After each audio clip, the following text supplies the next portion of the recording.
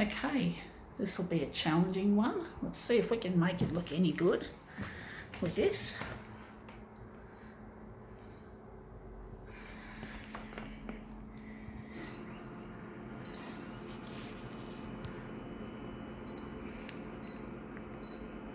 We're going to blow it up 400%.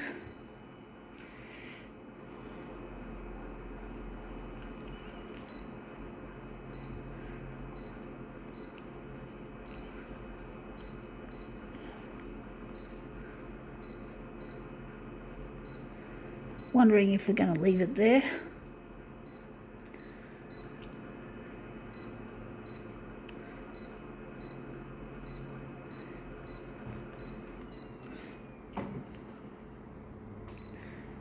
Wondering if we're going to leave it on that or just get this original out.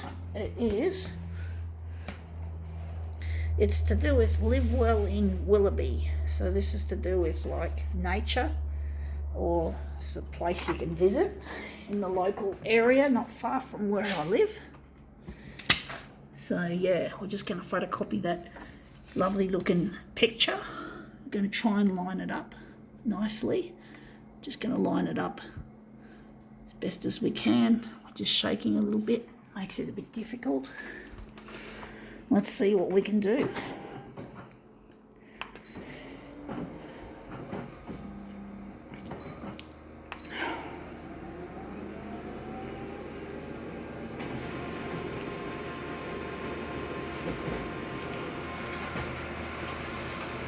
Okay, out it comes.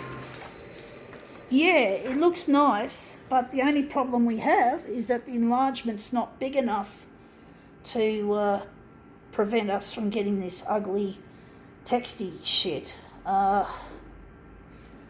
going to have to reproduce off this, so we can't exactly... yeah, that's just the limitations of this equipment, is that you can't enlarge any bigger than 400%.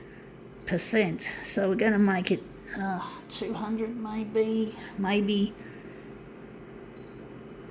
But basically, yeah, this is limited. Something that's typical of the photocopier industry is their limit on imagination. I'm sure there was one machine that had a really powerful enlargement, and it was a Canon machine. It was black and white, and I'm pretty sure you could enlarge it up to 800%. But it never became standard, as typical of the photocopier industry, full of stiff and stuffy idiots. You can't really get much out of this industry except shit. The industry's full of idiots. It's now overrun with men in suits who couldn't give a flying fuck about the equipment.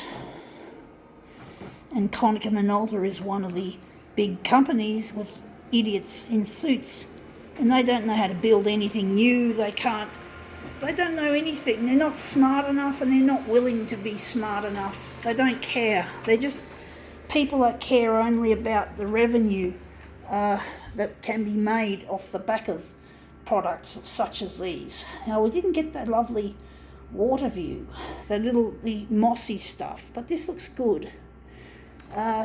Wondering what we're going to do with this.